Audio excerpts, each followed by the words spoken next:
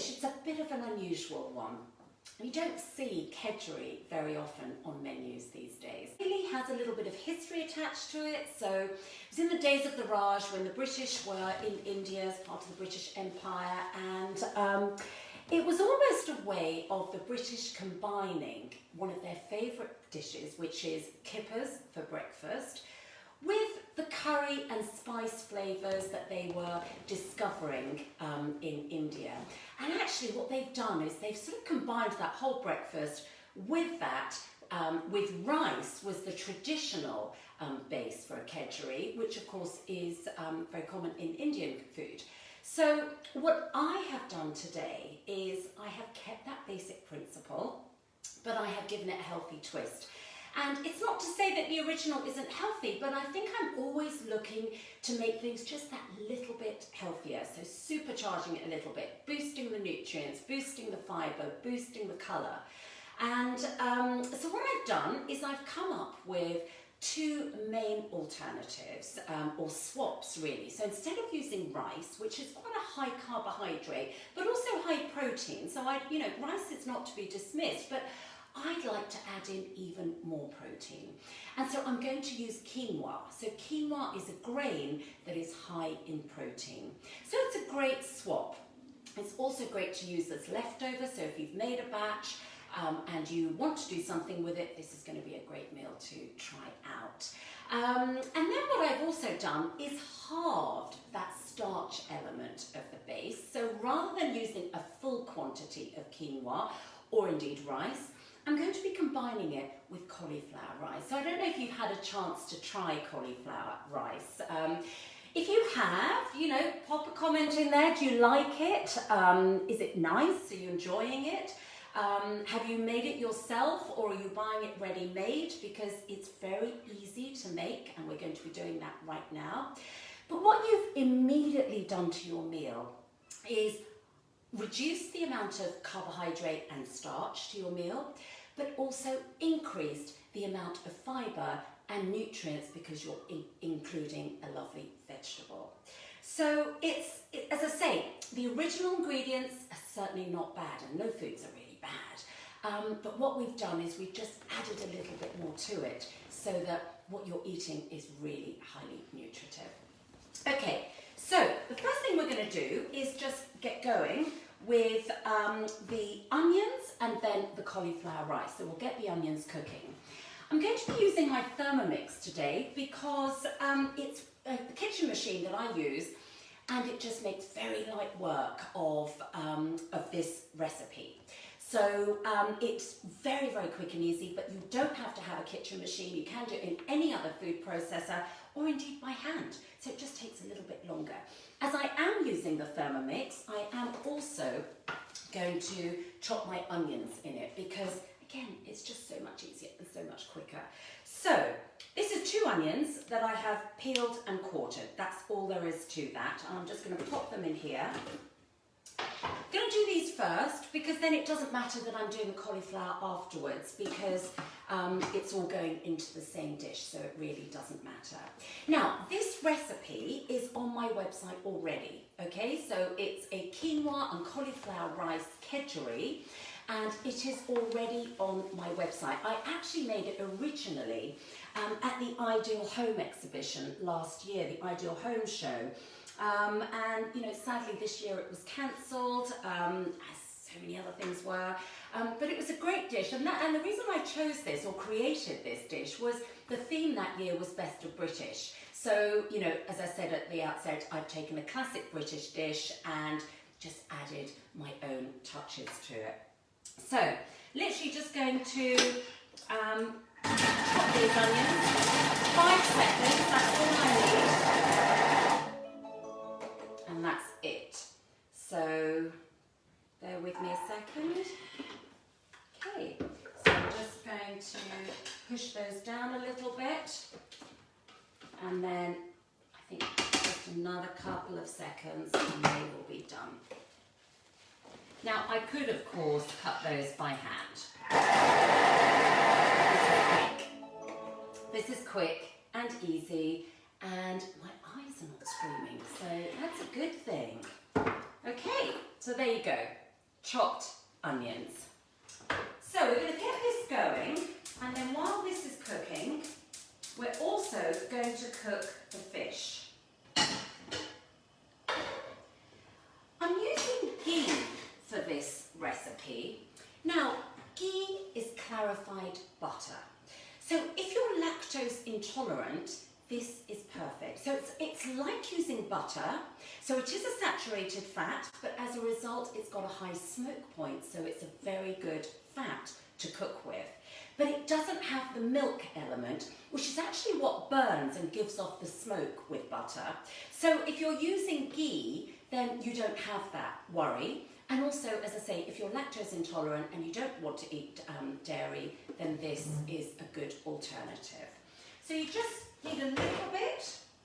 I also think it adds a lot more flavour. So you're really increasing the flavour there, which I think is great. Now, while that's cooking, I've got some haddock that I'm going to poach. Now, ideally, I would prefer to use undyed haddock. So this has got really a vibrant yellow colour. It's not a natural colour. The natural colour should come from the smoking process. But I couldn't find undyed right now, so it's not a problem. But I think if you have a choice, I always prefer to go for something that's just a little bit cleaner and doesn't have those additional colorants or you know, maybe chemicals or things that will give it that colour. But it's not a problem. So I'm going to poach those in a little bit of water to simply cook it. That's all I'm going to do, so bear with me.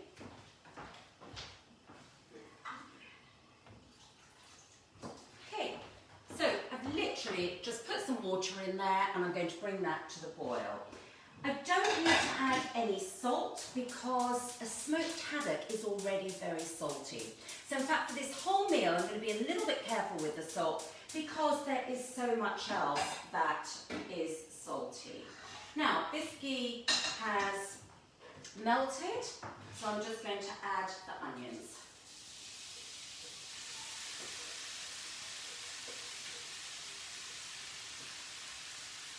Okay. Right, so I just want these to cook slowly in the ghee.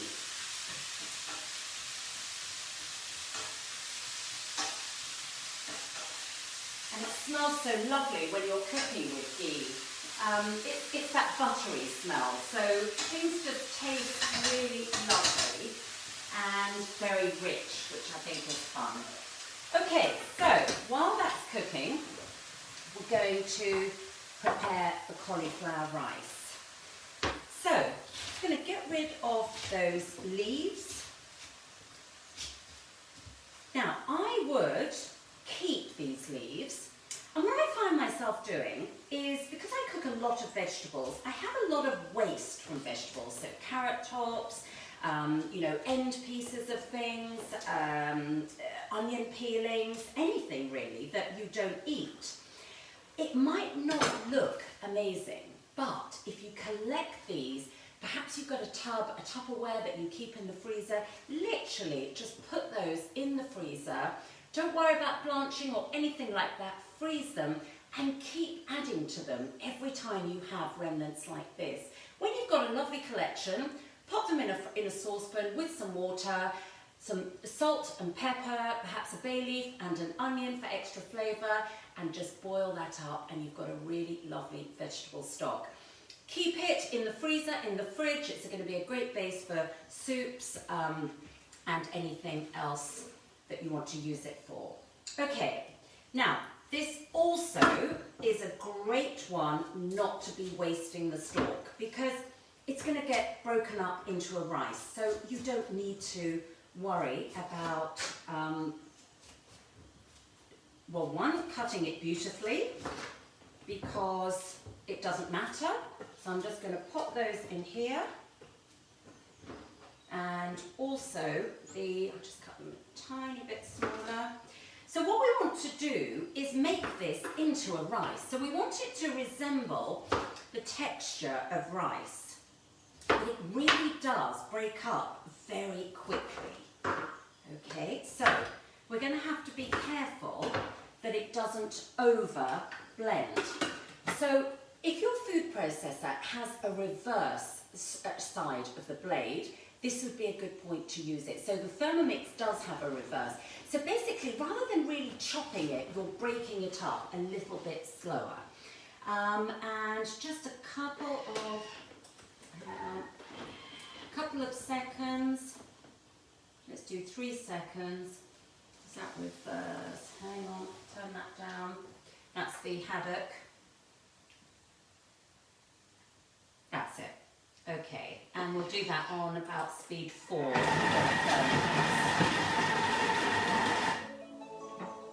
I'll do that for another second, another 2 seconds.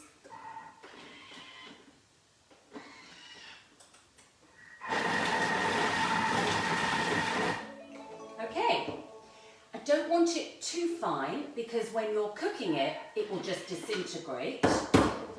And I reckon there's some big pieces there that I'm just going to take out and I'm going to keep the rest. So I'll just show you.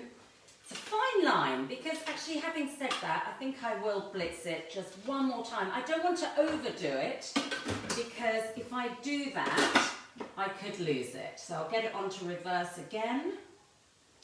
Another 2 seconds, speed 4, 4.5. I reckon that's a good one. Okay, so I'll just give those onions a stir. So those are really cooking down slowly now, which is lovely. That's it. Now that's much better.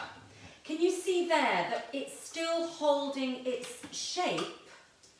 Still a few big bits, because if I was doing this not on camera, I would probably be a little bit more patient, but right now I prefer to get those cooking. Now it doesn't matter that some of the bigger bits are going to stay big because you want it to hold its shape a little bit. Okay, so we just add them in. Now I know that you can buy cauliflower rice and it is very expensive for what it is because you can see that actually all it is a whole cauliflower just blended up. If you haven't got a kitchen machine, then it's very easy to actually break this up. And in fact, that's exactly what I will do with these pieces. So this is the stalk, so it's going to take a little bit longer.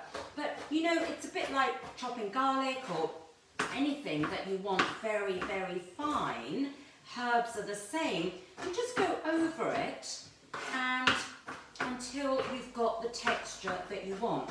So this is very easy to do. It just takes longer when you've got a whole cauliflower, but certainly not difficult. So, you know, just allow yourself a little bit of extra time. But if you think about how much you would buy the cauliflower rice for, there's a huge saving in making your own. And it's a great way to use a cauliflower if you don't want to, you know, make a cauliflower cheese or anything else. I mean, roasted cauliflower is another of my favourites, but this is a really great way to introduce cauliflower, which can be quite a bland vegetable. So this way, you can just introduce some spice and flavouring to it without it being too obvious. So if you've got any fussy eaters, I don't reckon they'll notice the difference here. And you could even combine it with rice, actual rice, and you know, they would be none the wiser, and at least then you're getting some good fibre and good vegetables to them. So let's add that in.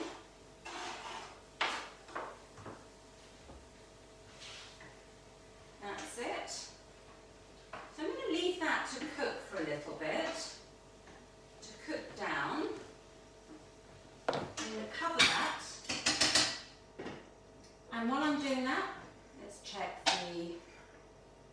Right, that looks as though it's been cooking really nicely. Just going to leave that in there for a little bit. Now, remember that with a haddock, it's actually already partially cooked. So the smoking effectively cooks it.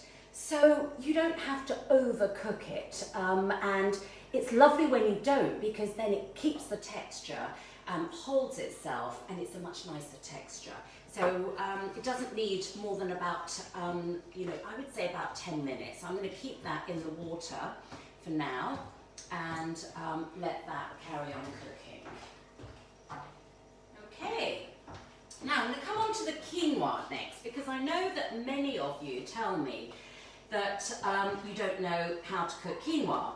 And in fact, a lot of you I know will buy it ready-made in pouches, which is absolutely fine. But it is very easy to cook. So, I've already prepared a batch here for you. But I want to show you exactly what I did. So, this is a batch that I have already cooked. Now, remember that this dish actually works better with a leftover quinoa or rice. So this is why it's a really wonderful dish to be using up sort of any leftovers in the fridge. So I've already made this for you in advance because it takes about 20 minutes. So, you know, I didn't want to sort of waste that time. But what I do want to show you is how easy it is to make yourself. Now, the thing about quinoa is that you need to put the right amount of water. I know it sounds obvious, but I think the packet instructions ask you to put too much water. So quite often it doesn't come out as dry and flaky, and it comes out quite gloopy. So that's one mistake that I see a lot of people making. And then the other mistake is they don't cook it for long enough. So what you'll notice here, when you look really closely, each grain has opened up and it's got a little tail. You have to look closely. I need my glasses to do this. When you see that tail sprouting from the grain, you know it's cooked. Very often, people almost treat it like couscous, where you just have to steam it. That's not the case with quinoa. It is a grain that needs to boil, absorb water, open up, produce that little tail, then you know it's cooked. So if you are eating it without that little tail, it's actually going to be quite hard. It's just a little grain and it's quite solid. And then of course it isn't tasty, but then you might then be put off and never try it again. So I hope that you might be sort of brave to give that a go so that you're not worried about it. So to do it yourself, this is what it looks like. It's just a white. You can get 3 colours. You can get red, black. They are more fibrous, so that the husk is a bit thicker. I think this white one is a good one to start with. With that, I used 1 cup. So this is a measure for 1.5 cups. So so I used 1 of these. So 1 of these was full with quinoa into the pan, and then the packet instructions will say to use double that. So double 1.5 would take it to 3. I think 3 is too much, so I only added another 2 cups of water. I think that's plenty. Now, if you've made it and you can't see that tail and it's too dry and you don't think it's cooked, you can simply add a little bit more water, keep the lid on, let it steam, or if you think you're way off, just keep it on a very low heat. Because what you would then do is bring that to the boil, add a little bit of salt, because quinoa doesn't have any flavour, so you can add a little bit of salt, bring it to the boil, do watch it, because as soon as it comes onto the boil, turn it right down, keep the lid on, and wait until it's absorbed the water. That's actually it. So you just put the quinoa, the right amount of water, bit of salt, bring it to the boil, cover it, and bring that heat right down so that it just has a chance to absorb all the water. Very, very similar to how you cook rice. So, and it's a similar concept. So I want you to think of it like rice rather than like couscous, which is the mistake that I see a lot of people making. So I hope you won't make that mistake again. So, now, what we've got here is our mixture of onions and cauliflower. Now we're going to add the flavour. So we're cooking it really nice and slowly. So we're going to add curry powder. Now curry powder is just a mixture of a number of different spices. So, you know, real authentic Indian cooking will not use curry powder, but for our purposes, it's perfect. You've got coriander, cumin, garlic granules, fenugreek, turmeric, you know, all sorts there. So you've got plenty of flavour. So that's what we're going to use. And a good 2 tablespoons. And then, because I want a little bit of extra colour, I'm going to use some turmeric as well. But really I'm using the turmeric just to give it a bit of extra colour. Okay. And I'm going to add some salt so that the water starts to come out of the cauliflower and we start to get that lovely cooked texture where we can start adding the quinoa as well. So I'm just going to give that a little bit longer to release some of the water, and then we'll add the quinoa to it. So it's a very mild curry dish. So if you've got, you know, if you've got family members who like a little bit of spice but not too much, I think this could be a really fun one because it's the curry flavours, but it isn't chilli and it isn't overly spicy. And of course, if they don't like it, you don't have to add as much curry powder. It's you know, quite easy not to. Okay, so I'm going to take this out and flake that. Okay, so this fish now has been cooked in a little bit of water. You can cook it in a bit of milk as well. I don't really see the point here because we're not going to be using the milk. I basically just want this fish cooked.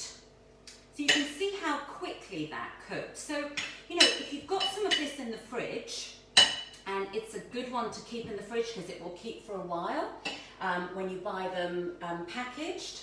And also, if you've got leftover quinoa or rice, and you don't necessarily need to use the cauliflower rice, but if you've got a leftover stalk and a few florets, this is perfect to boost that fibre and vegetable element of your meal.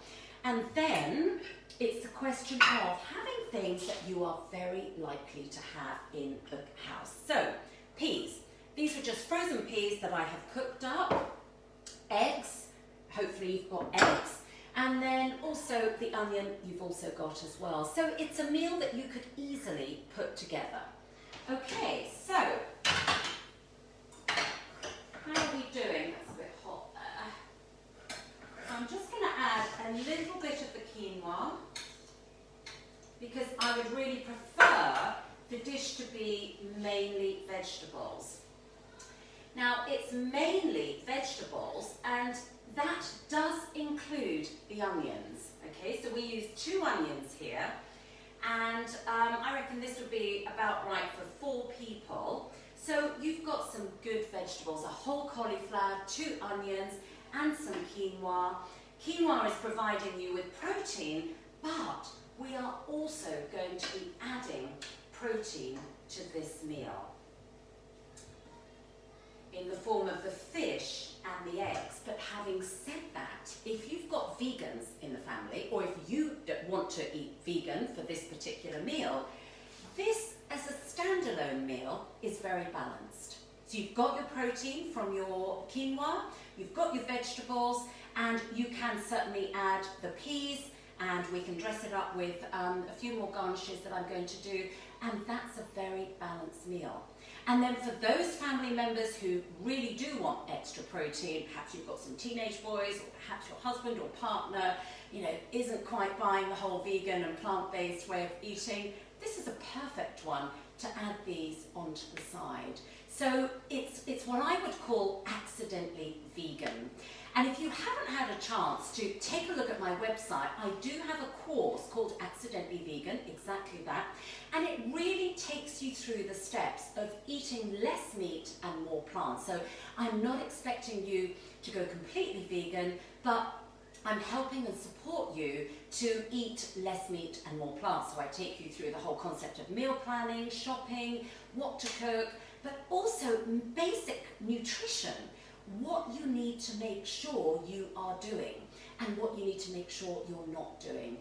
So really the safe and healthy way to make sure that you eat more plant-based and less meat, but still maintaining your health, which is crucial, and maintaining that so that it fits in with the whole family. Because if it fits in with the whole family, you are much more likely to keep it up. And I bet you they will find they enjoy the plant-based foods and meals a lot more than they thought, because everything, the recipes that are included, I've got a recipe book included as part of that course with 45 recipes in.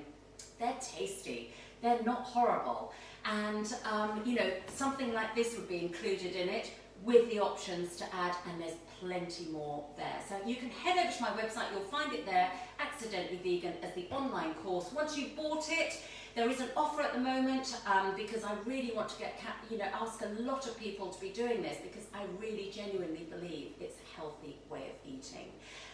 And you've got it for life then, so you can keep referring to it. It's got lots of videos, lots of PDFs, lots of cheat sheets, so you've got a great resource there.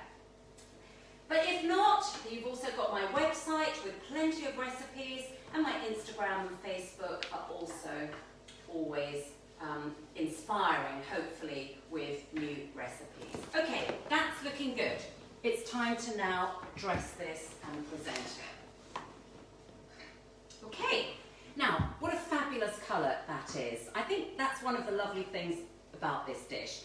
Now, remember that the cauliflower we didn't completely blitz, and I think they're not as big once they start cooking. I think there's something quite nice about that. It's a bit chunkier, it's easier to eat, but that's really down to personal preference. If you want to hide it and you want to disguise it, you just blend it a little bit more and that's it. Okay, so what we're doing now is just sprinkling our additions. Remember that peas also contain good protein, so you may well pick up protein shakes that are pea protein based. That's because peas are a really good protein source. You may not think so, but it is. So again, if we just had this meal as a standalone vegan or plant-based meal, this has plenty of good proteins. You can see already how you don't have to be eating meat or fish or chicken or eggs to make sure you get good protein. This meal will do it.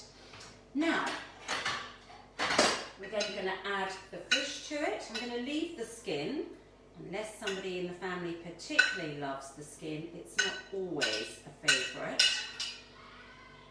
but that's entirely up to you. So we'll just spread that out. It's looking so good. And then the eggs.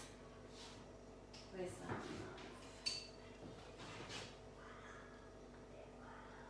knife? Okay. Now I would allow for 1 egg per person, but that's entirely up to you. And 1 more. Make that a little bit neater. That's it. And then finally, a couple of other garnishes. I think some spring onions work very well. Now, spring onions. Please, please, please do not waste the green part of spring onions. They are fantastic to eat. They are edible. I've actually cleaned these up. They've been in the fridge possibly a bit too long, so I've taken away all the dry bits. So if I'd used them earlier, there would be more green to be using up. But do not waste the green parts of spring onions. And then just finely chop those and sprinkled on. They just look pretty apart from anything else. Okay. I just love this dish, how you can build it. And it's so attractive. Finally, I'm going to use a clean knife for that. Why can't I ever find my favourite knife? This will do. And there we go. Okay, now the only other thing you can do is some chopped coriander. that's the other thing that will also work well. But there we have it. How fabulous is that? So I hope you've enjoyed this demonstration, and you can also see how easy this is to prepare. The recipe is on my website, so you've got everything you need there, and I do hope you have a go, and let me know how you get on. Do the family like it? Do you like it? What variations did you add in? I'd love to know. So thank you very much for joining me. I love having you here live, or if you're watching afterwards, absolutely fine. You know how to get hold of me through my website, on Instagram, May Simpkin Nutrition, Facebook, May Simpkin Nutrition. I'd love to hear from you. So until next week, thank you for joining me.